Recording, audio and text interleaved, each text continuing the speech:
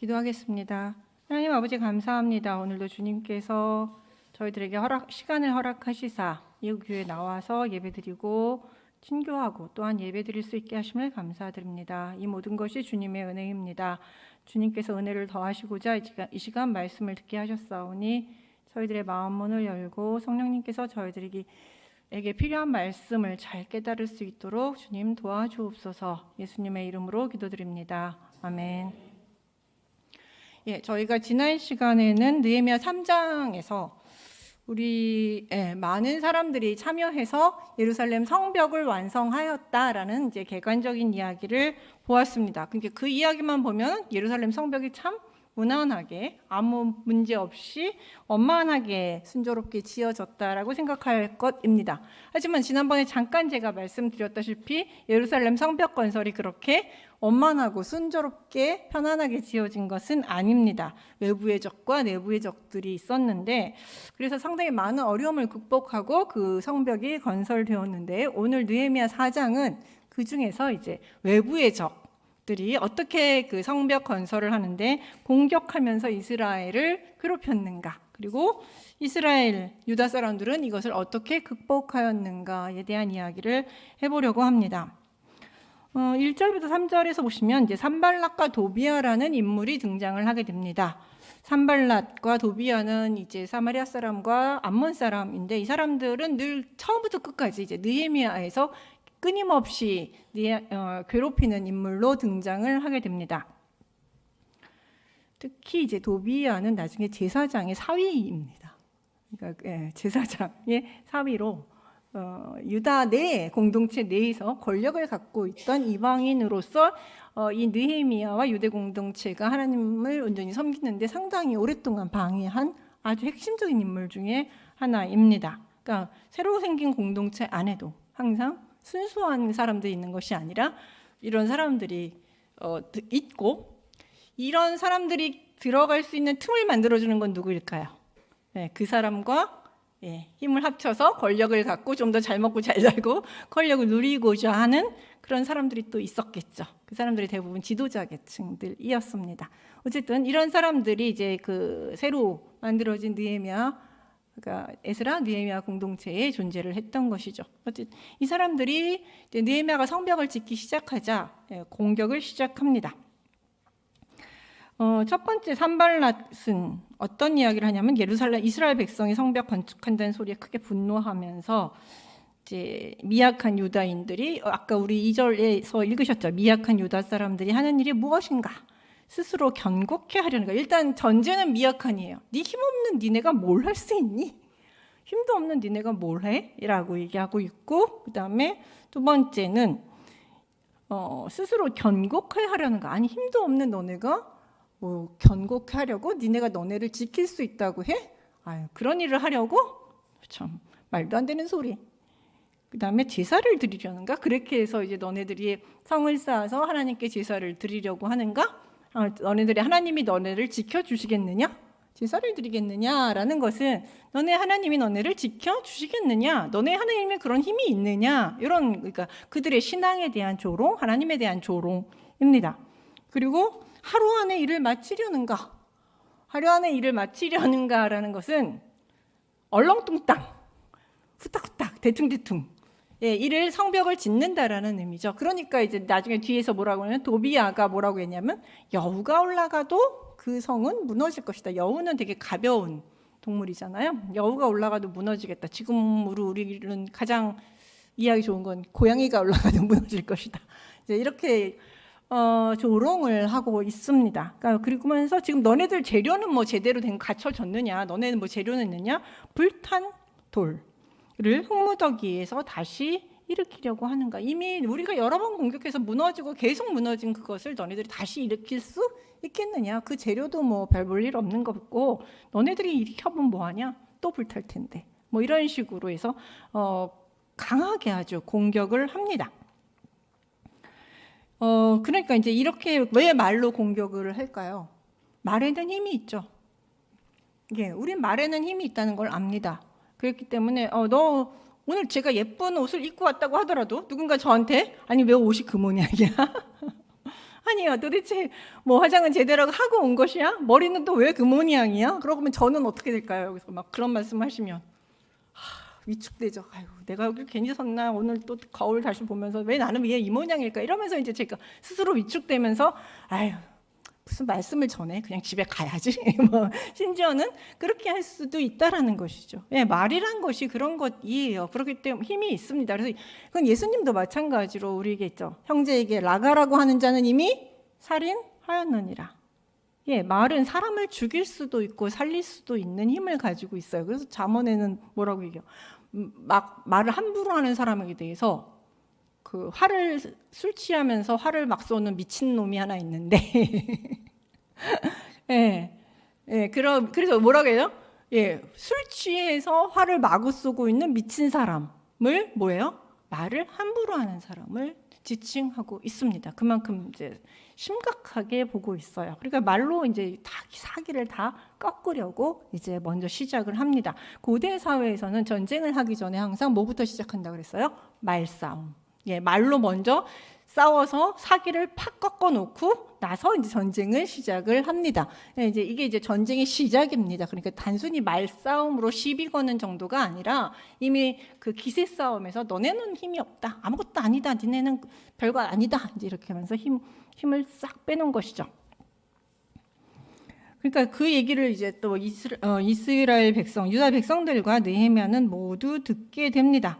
그러니까 이런 소리를 들은 느헤미야와 그의 백성들의 반응은 4절부터 6절에 나오는데 느헤미야는 그들에 직접 대항하지 않습니다. 그들 맞대항하지 않고 이것에 대해서 누구께 이 사실을 그대로 알리느냐면 하나님께 알립니다. 그래서 4장 4절부터 보시면 느헤미야의 기도가 나와요. 하나님이여 들으소서. 하나님이 듣고 계시죠? 네. 우리가 업신여김을 당하나이다. 쟤네들이 우리 욕하면서 저렇게 비웃고 있습니다. 원하건대 그들의 이 욕하는 것을 자기의 머리에 돌리시사. 네, 그들이 욕한 거 우리가 아니라 그들에게 돌려주시고 노략거리가 되어 이방에 사로잡히게 하시고, 네, 그들의 앞에 악을 덮어주지 마시고 죄를 도말하지 마옵소서. 예. 절대 용서하지 마시고 그들의 악한 행동 그대로 하나님께서 갚아 주시옵소서라고 이제 일종의 저주 기도를 합니다. 하나님, 쟤네 나쁘잖아요. 꼭 다 말한 그대로 다 하나님 들으신 대로 심판해 주십시오라고 기도를 하고 있습니다. 신약 시대를 살고 있는 우리들은 이런 기도를 들을 때 참 불편합니다. 이런 저주 기도를 들으면. 왜요? 예수님께서 7번씩 70번이라도 용서해라, 사랑하라 라고 말씀하셨는데, 아니 이런 저주 기도를 할 수 있다니, 하나님 그래도 저들의 죄를 저들에게 돌리지 마옵시고 용서해 주시옵소서, 저들이 하는 죄를 하는 말이 뭔지 모르오니, 뭐 이러면서 이제 저 용서를 구하는 게 이제 신약의 전통이고 우리가 이제 그렇게 배웠습니다. 그러나 이제 구약의 전통 속에서는 이 모든 것들에 대해서 하나님께 일르는 전통이 있어요. 죄악에 대해서 하나님한테 일르면서, 하나님 저들의 소리를 다 들으셨죠. 저들의 죄악을 그냥 두지 마시고 하나님 꼭 다 하나님께서 심판해 주십시오라고 이야기하는 게 있습니다. 대표적으로 예레미야 18장 23절에서 보시면 여호와여, 그들의 행동이 그들이 나를 죽이려는 계략을 주께서 다 아시오니 그 악을 사하지 마옵시며 그들의 죄를 주의 목전에서 지우지 마시고 그들을 주 앞에 넘어지게 하시되 주께서 노하시는 데에 이같이 그들에게 행하시옵소서 라면서 예레미야가 하나님한테 자신을 괴롭히는 사람들에 대해서 저 사람들 처벌해 달라고 하나님께 기도하고 있는 모습을 볼 수 있습니다. 이런 기도 또 근데 여러분 어디서 많이 본 것 같지 않아요? 시편의 애가를 보시면 원수가 저렇게 하고 있으니 주야 저들에게 심판해 달라라는 기도가 엄청 많습니다. 예를 들어서 109편 같은 경우 보시면 공격에 분노하고 앉아가지고 분노하면서 시인 자신들은 그를 사랑했는데 악인들은 나를 사랑하지 않았다라고 하면서 이제 막 재판장이신 하나님한테 뭐 심판해 달라고 요청하는데 조금 강도가 세요. 어떻게 하냐면 그는 악인들이 오래 살지 못하게 하고 그의 부인은 과부가 되고 아이들은 고아가 되고 구걸하게 하고 자손은 끊어지게 해달라 이렇게 요청을 해요. 구약의 시편, 구약 전통 중에서 가장 대표적인 저주시라고 할 수 있어요. 아유, 어떻게 예수 그리스도의 사랑을 품은 우리가 이런 기도를 할 수 있을까라고 생각할 만큼 좀 심한 기도를 하고 있습니다. 그렇지만 우리가 여기서 한 가지 알아야 될 것은 우리 인간은 너무 억울하면 분명히 하나님한테 이렇게 탄원할 수 있죠. 이건 애가고 탄원입니다. 하나님, 제가 부모님, 엄마나 아버지한테 가가지고 애가 두들겨 억울하게 맞고 들어오면 어떻게 누구한테 와서 탄원해요? 엄마나 아버지한테 와가지고 엄마, 제가 그랬어. 나는 아무것도 안 했는데 제가 막 그냥 날 때렸어. 나 오늘 엄청 맞았어. 엄마, 어떡해? 엄마가 가서 좀 혼내줘. 우리 어렸을 때 우리 아이들이도 그런 얘기를 하고 저희도 어렵고 힘들면 그런 얘기를 했었죠. 누군가 힘 있는 사람에게 저희들이 당한 어려움들을 다 얘기하면서 그도 나랑 똑같이 다 당했으면 좋겠다라고 다 한풀이를 합니다. 그러면서 뭐 하고 있어요? 하나님한테 다 호소를 해요. 다 말을 해요. 일일이. 말하는 거 되게 중요합니다, 여러분. 말을 하면 일단 반분은 풀려요. 이 반분이라는 표현은 저희 시어머님이 잘 쓰시던 표현인데 경상도 표현이죠. 반분은 풀린다고 얘기하셨어요. 반분은 풀립니다. 그리고 나서 그러나 이 사람들이 선을 넘지 않는 부분이 있습니다. 애가를 이렇게 외쳐도 내가 내 손으로 원수 갚는다는 소리는 하지 않습니다. 하나님께 내가 막 검사처럼 아니면 막 얘기하더라도 막 나 혼자 구형을 다 해요. 쟤는 죽어 마땅합니다. 막 구형을 다 하더라도 판단은 누가 하세요? 하나님이 하신다는 거죠. 재판장이신 하나님께서 저들을 심판해 달라고 그 최종적인 결과는 하나님께 맡깁니다. 그러면서 하나님을 신뢰하고 하나님이 심판하실지 심판하시면 또 좋은 거고 또 심판을 안 하신다고 할지라도 그것 또한 하나님 뜻이라고 받아들이면서 우리 그리스도인들은 살아가는 것이죠.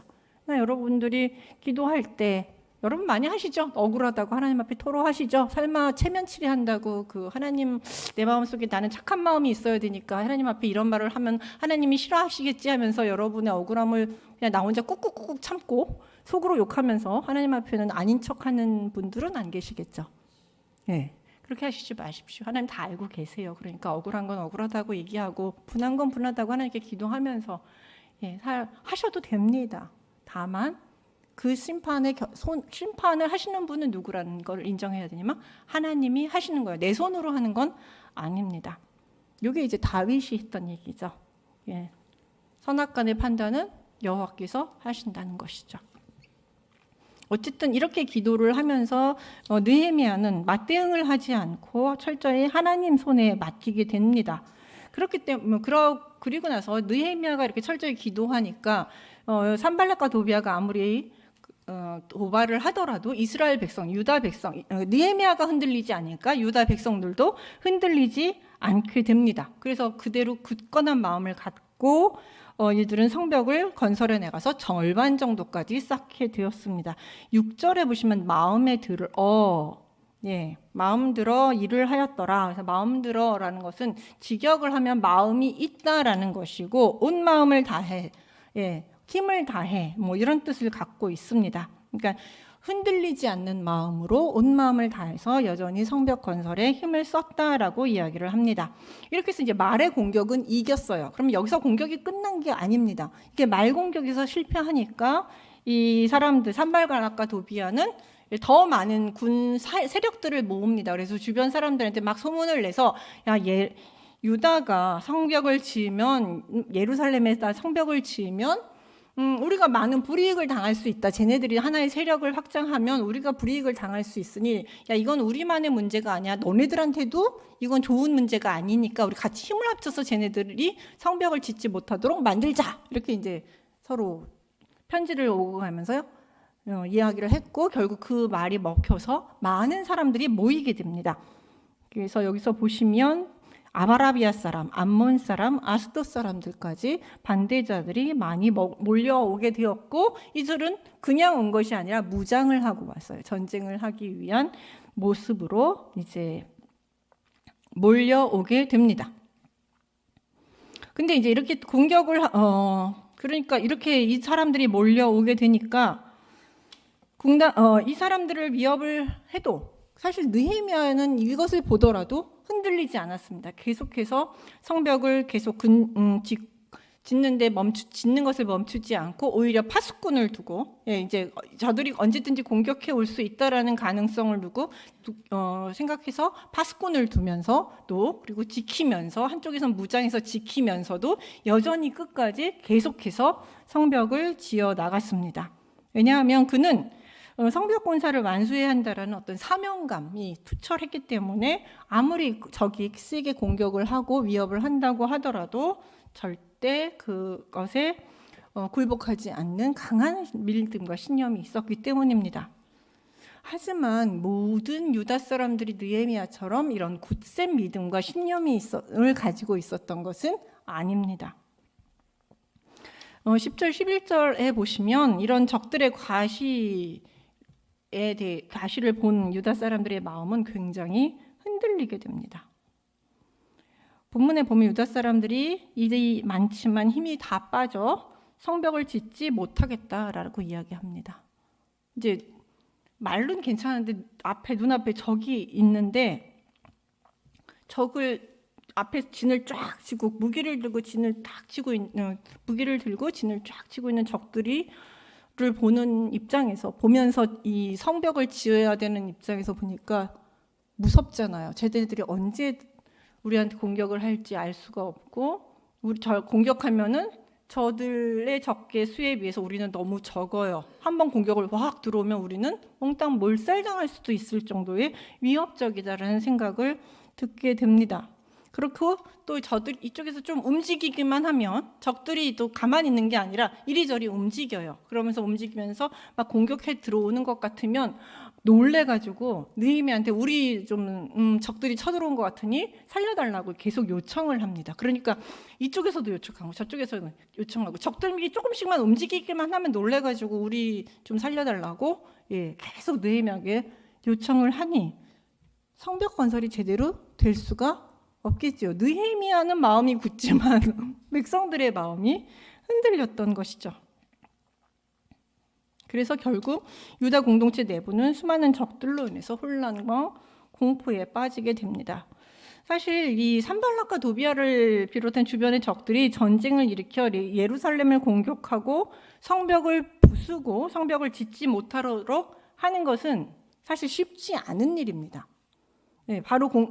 그렇기 때문에 왜냐하면 느헤미야가 이 성벽 건설을 시작할 수 있었던 것은 아닥사스다, 당시 페르시아의 왕인 아닥사스다 왕의 허락을 받고 한 것입니다. 허락뿐만 아니죠, 지원까지 받고 있죠. 지금 성벽을 짓는 모든 물품도 아닥사스다 왕이 제공을 하고 있는 것입니다. 그렇기 때문에 예루살렘 성벽 건설을 방해하기 위해 전쟁을 일으키는 것은 자칫하면 왕의 명령을 거부하는 반역 행위로 보일 수도 있습니다. 그렇기 때문에 이 사람들이 세력을 많이 모으고 무장을 하고 그 앞에서 지금 진을 치고 있더라도 직접적으로 이렇게 공격하지 않고 이렇게 위협으로만 계속 하고 있는 이유가 바로 여기에 있습니다. 잘못 공격을 했다가 느헤미야가 이들이 왕명을 어긴 반역자들입니다라고 편지를 써서 왕에게 보고를 했을 경우에 왕이 어떻게 반응할지 모르죠. 근데 지금 느헤미야는 어떤 사람이에요? 왕의 절대적 신임을 받고 있는 사람이거든요. 그러니까 이 사람들이 사실 함부로 예루살렘 성벽 건설을 중단시킬 수 없는 것이죠. 그래서 함부로 전쟁을 일으킬 수 없는 상황입니다. 근데 이런 사실들을 느헤미야가 알고 있으니 유다 사람들한테 얘기했겠죠. 야, 쟤네들이 암만 저렇게 힘이 많고 와서 무력을 해도 저 사람들 진짜 우리 공격 못해. 그러니까 우리 힘있게 지을 수 있어. 지어야 해. 라고 이야기를 아마 많이 설득을 했을 것입니다. 하지만 이런 사실을 머리로는 알아도 많은 군대가 눈앞에서 자꾸 왔다 갔다 하면서 위협을 가하고 있는 것을 보면 우리는 마음이 흔들릴 수밖에 없습니다. 예를 들면 사나운 개가 줄에 묶여 있어요. 줄에 묶여있는 싸나운 개가 있는데 그게 막 싸납게 짖으면서 막 달려들라고 막 그러면 우리 어때요? 쟤 묶여있으니까 괜찮아 하면서 무시하면서 지나가나요? 물론 그럴 수도 있지만 대부분은 혹시 줄이 끊어져서 나를 공격하지는 않을까 하면서 놀래가지고 그 짖는 소리에 놀라고 막 달려들는데도 놀라가지고 멀리 빨리 도망가 버립니다. 물론 묶여있다는 걸 알아요. 아는 것과 그것을 직접 당하면서 버티는 것은 좀 다른 이야기이죠. 눈앞에 위협적인 것을 보면 이성보다는 감정과 두려움이 앞서기 마련입니다. 지금 바로 유다의 상태가 이런 상태라는 것이죠. 그러니까 심각한 더 큰 위험에 빠지게 되자 느헤미야는 이제 구체적으로 좀 더 강하게 나서게 됩니다. 느헤미야는 백성들에게 무기를 들고 공터로 모이라고 명령을 한 후에 그들에게 적을 두려워할 것이 아니라 하나님을 크고 두려우신, 정말로 두려우신 분이 누구냐? 바로 우리의 하나님이시다. 그래서 그를 두려워해야 된다고, 그 하나님을 기억하라고 설교합니다. 눈앞에 적에 현혹되어 두려움에 사로잡혀 있는 그들을 지켜주시는 하나님을 기억하라는 것이죠. 아무리 눈앞에 적이 강해도 그들을 지켜주시는 분이 우리 뒤에 계시다라는 거, 우리를 지켜주시는 하나님이 우리 앞에, 우리 뒤에 계시다라는 사실들을 분명히 알려주고 있습니다. 그렇기 때문에 우리는 두려워할 필요가 없다라고 이야기를 합니다. 또 반대로 우리 앞에 하나님이 지켜주시는데 만약에 우리가 하나님 명령대로 하나님이 명하신 일을 우리가 하지 못한다면 우리는 오히려 하나님을 믿지 않는 행동이다. 하나님을 두려워하지 않는 행동이니까 이건 불신앙이다. 그러면서 이제 백성들에게 하나님을 바라보라. 하나님이 어떤 분이신가 기억하라고 이야기를 합니다. 또한 느헤미야는 이렇게 백성들을 설득하는 것뿐만 아니라 그래서 백성들에게 어떻게 생각하고 어떻게 무엇을 바라봐야 될지 올바른 방향을 바로 딱 잡아주게 됩니다. 또한 말뿐만 아니라 그는 자기가 직접 또한 뭐라고 얘기하냐면 우리는 하나님이 지켜주시지만 또한 우리를 위해서 싸워야 한다. 무기를 들고 싸워야 한다. 왜냐?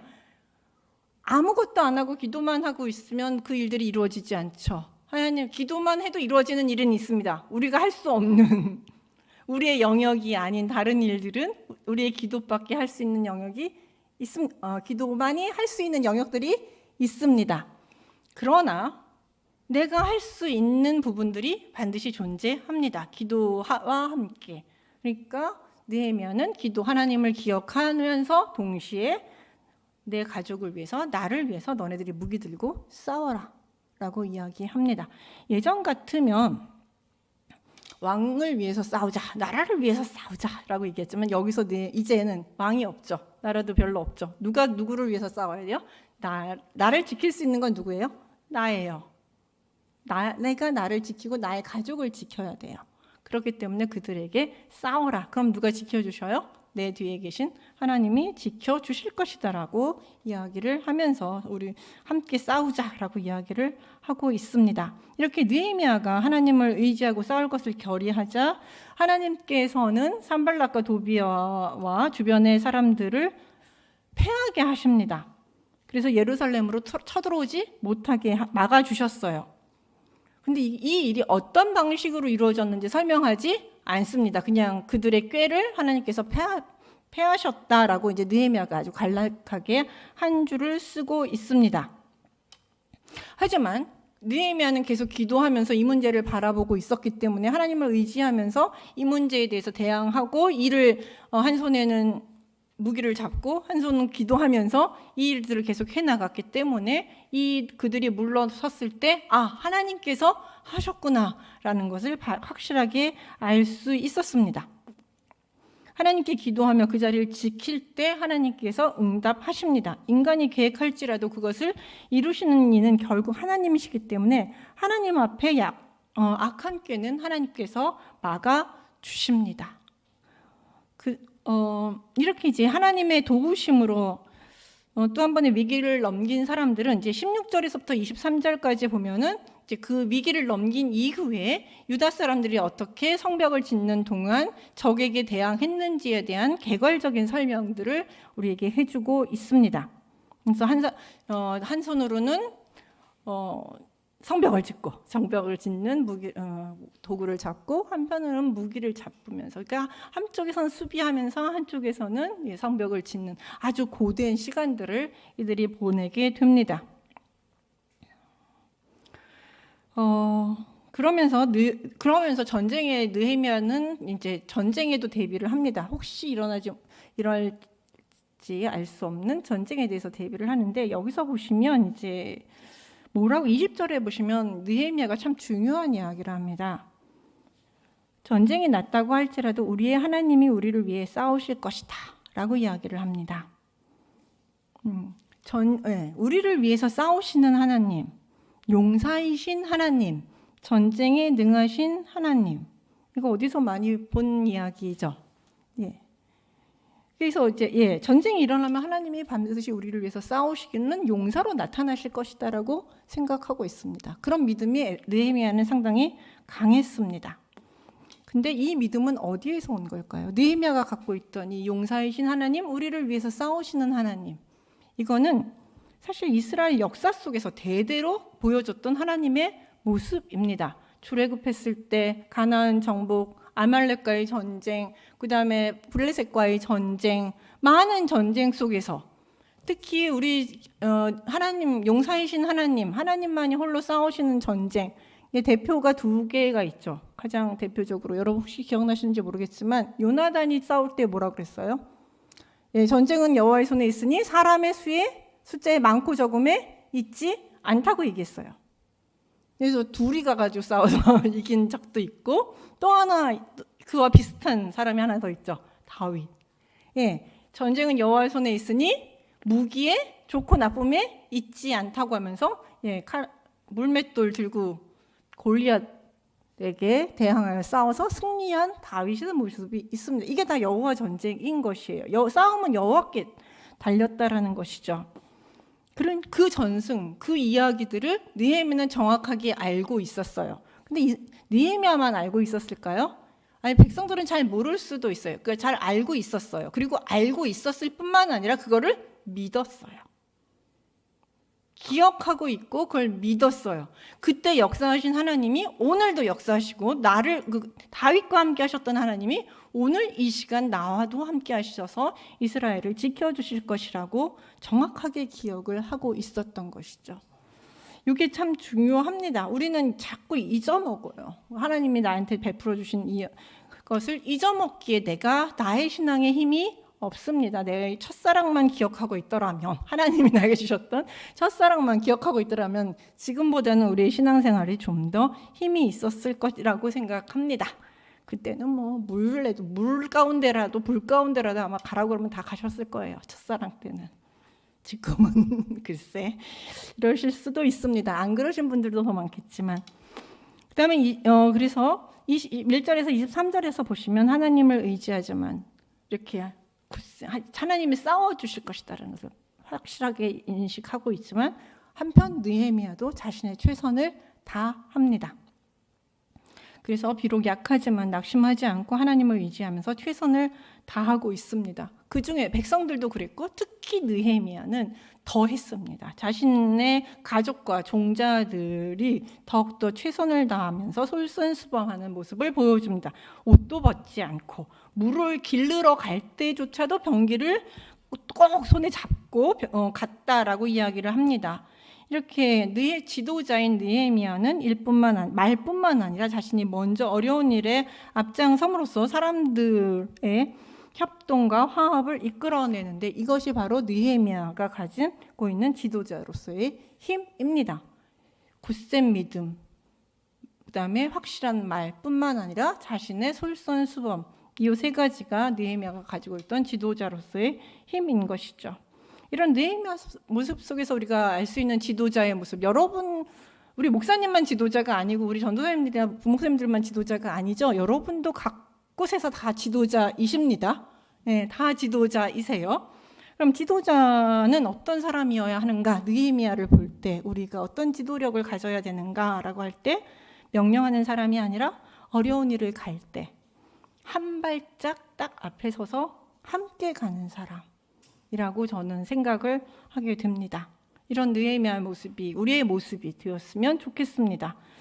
네, 이렇게 막강한 적들의 공격을 맞서 대항한 느헤미야가 유대 공동체를 보면서 저는 한 가지 교훈을 나누었으면 좋겠습니다. 이게 여러 가지 지금 이 안에는 너무 많은 교훈들이 있는데 그 중에서 저는 한 가지를 기억했으면 좋겠다고 생각하는데, 비록 우리가 적의 공격이나 어려운 일을 맞닥뜨렸을 때 그 상황을 피하지만 말고 그 자리에서 버티는 것이 참 중요하다라고 말하고 싶습니다. 예, 백성들이 적들이 왔다고 해서 다 도망가고 야 이제 우리 그만 짓자, 우리가 힘도 없는데 이렇게 하면서 다 도망갈 수도 있잖아요. 안 할 수 있잖아요.